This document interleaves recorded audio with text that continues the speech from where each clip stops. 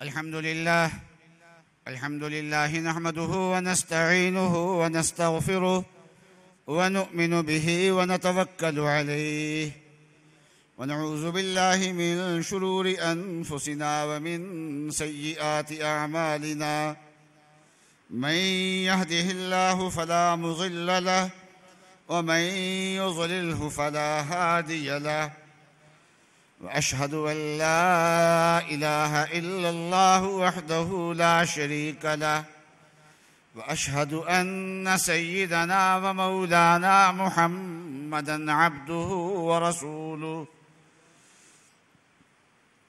صلى الله تعالى على خير خلقه سيدنا ومولانا محمد وعلى آله وأصحابه أجمعين. اللهم صل على سيدنا ومولانا محمد وعلى آل سيدنا ومولانا محمد وبارك وسلم صلاة وسلاما كثيرا كثيرا. يا رب صل وسلم دائما أبدا على حبيبك خير الخلق كلهم. أما بعد فأعوذ بالله من الشيطان الرجيم. بسم الله الرحمن الرحيم. محمد رسول الله والذين معه أشداء على الكفار رحماء بينهم تراهم ركعا سجدا يبتغون فضلا من الله ورضوانا سيماهم في وجوههم من أثر السجود. صدق الله العظيم وصدق رسوله النبي الكريم. بزرگان محترم اور برادران عزیز، سن 6 ہجری میں نبی اقدس صلی اللہ علیہ وسلم نے ایک خواب دیکھا تھا کہ حضرت صلی اللہ علیہ وسلم اور آپ کے صحابہ احرام باندھ کے مکہ مکرمہ گئے ہیں، وہاں پر عمرہ کیا ہے، اور عمرے کا آخری کام جو ہوتا ہے وہ بال مڈوانا یا بال کٹوانا، بال اس طرح پھروانا سر پہ، اس کو حلق کہہ دیتے ہیں، اور بال کٹوانے کو قصر عربی زبان میں کہہ دیتے ہیں. تو یہ دیکھا کہ کچھ لوگ صحابہ حلق کرا رہے ہیں، کچھ قصر کرا رہے ہیں، اور نبی کا جو خواب ہوتا ہے وہ وہی ہوتا ہے. لیکن اس خواب میں یہ تعیین نہیں تھی کہ اسی سال عمرہ کریں گے. جب صحابہ کرام کو یہ بتایا گیا تو صحابہ کرام، ویسے تو ہر مسلمان کے دل میں مکے کی محبت ہے، اللہ کے گھر کی محبت ہے، حج اور عمرے کے لیے جانے کا جذبہ اور شوق ہے، تو صحابہ کرام میں تو یہ دینی چیز سب سے زیادہ. پھر یہ ہے کہ ان کا تو وطن بھی وہی تھا، تو اس کو چھوڑ کے آئے ہوئے تھے، اس وجہ سے بھی اس کی محبت زیادہ تھی صحابہ کے دل میں. تو حضرت صلی اللہ علیہ وسلم سے درخواست کی کہ احرام باندھ کے چلنا چاہیے. چنانچہ احرام باندھ کے سن 6 ہجری میں رسول اللہ صلی اللہ علیہ وسلم تشریف لے گئے.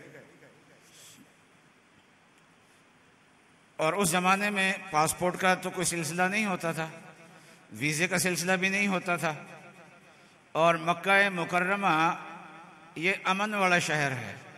حدود حرم میں جو آدمی داخل ہو جاتا ہے اس کو امن مل جاتا ہے.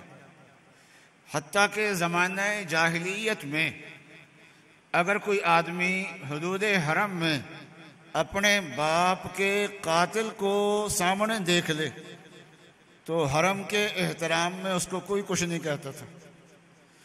اور یہ امن والی جگہ تھی، اور دنیا بھر سے لوگ یہاں پر آتے تھے، اور ایسے قبائل بھی آتے تھے جو باہم ایک دوسرے سے مد مقابل ہوتے تھے، لیکن مکہ مکرمہ میں آ رہے ہیں، عمرہ کر رہے ہیں، حج کر رہے ہیں، سب کے لیے یہ راستہ کھلا ہوا تھا۔ اس اصول کے مطابق مسلمانوں کو کوئی ویزا لینے کی ضرورت نہیں تھی، کسی اجازت کی ضرورت نہیں تھی، اور منع کرنا یہ اس زمانے کے طریقے کے حساب سے ٹھیک نہیں تھا۔ لیکن ان لوگوں نے رسول اللہ صلی اللہ علیہ وسلم کو روکنے کا ارادہ کیا، خود بھی مسلح ہو کے تیار ہو گئے، اور مکہ کے ارد گرد کے جو قبائل تھے ان کو بھی مکہ کے اندر بلا لیا، اور مقابلے کا ارادہ کیا کہ رسول اللہ صلی اللہ علیہ وسلم کو نہیں آنے دیا جائے گا۔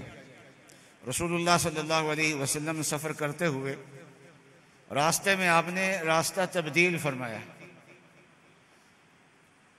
جو مدینہ منورہ مکہ مکرمہ سے مدینہ سے مکہ مکرمہ جو راستہ آتا ہے، تو اس راستے کی بجائے جدے والا جو راستہ ہے، جو جدے سے سڑک مکے میں داخل ہو رہی ہے، اس راستے پہ حضرت صلی اللہ علیہ وسلم تشریف لائے۔ اور جدے سے مکے کے دو راستے ہیں، ایک قدیم راستہ ہے اور ایک جدید راستہ ہے، تھوڑا ہی فرق ہے ان کا۔ تو قدیم جو راستہ ہے تو اس میں راستے میں ایک جگہ آتی ہے حدیبیہ۔ یہ حدیبیہ کا مقام آدھا حرم سے باہر ہے اور آدھا حرم سے کے اندر داخل ہے۔ اس مقام تک رسول اللہ صلی اللہ علیہ وسلم پہنچے ہیں۔ یہاں آپ جب رکے ہیں تو دوبارہ آپ کی سواری چلنے کے لیے تیار نہیں ہوئی، اور رسول اللہ صلی اللہ علیہ وسلم نے فرمایا کہ یہ سواری جو میری ہے، اڑنا رکنا تھکنا اس کی مزاج نہیں ہے، اس کو اللہ نے روکا ہے۔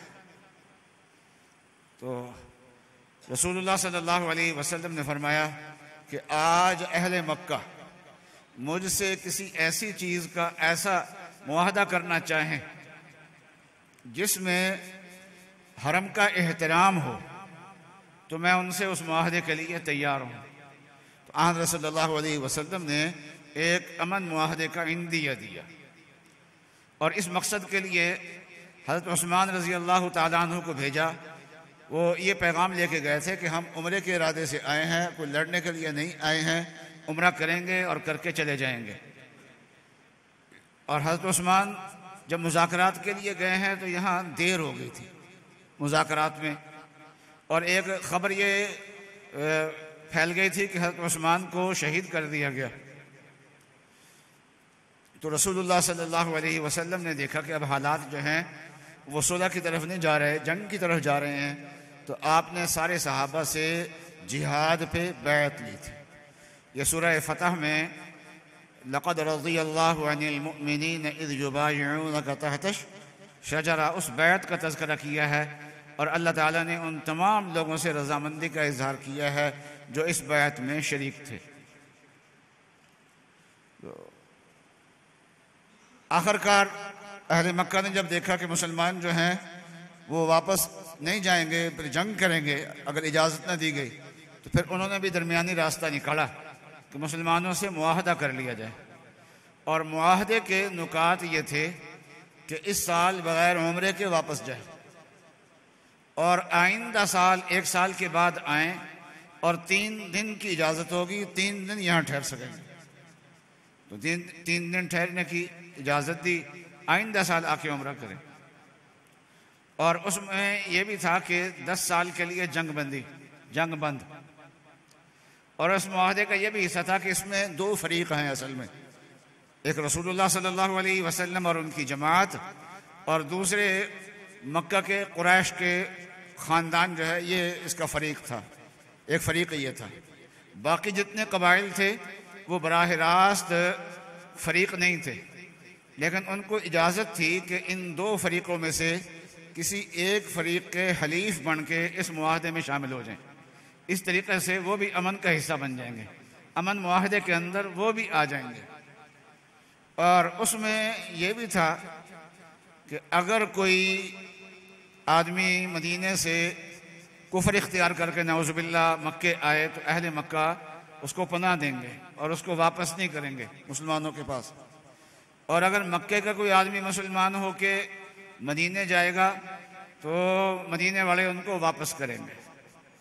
یہ شرط سخت تھی، مسلمان اس شرط کو قبول کرنے کے لیے تیار نہیں تھے، لیکن رسول اللہ صلی اللہ علیہ وسلم کے سامنے بڑے مقاصد تھے، اس لیے حضرت صلی اللہ علیہ وسلم نے اس شرط کو بھی قبول کر لیا۔ چنانچہ ایسے ہوا کہ یہی شرط ان کے الٹ پڑ گئی، اس لیے کہ جو لوگ مسلمان ہوتے تھے وہ مدینے میں آنے کی بجائے یہ مکہ والے ملک شام میں تجارت کے لیے جاتے تھے تو ان کے راستے میں سمندر کے کنارے پہ بیٹھ گئے تھے، اور جب یہ تجارتی قافلہ گزرتا تھا وہ اس کو لوٹ لیتے تھے۔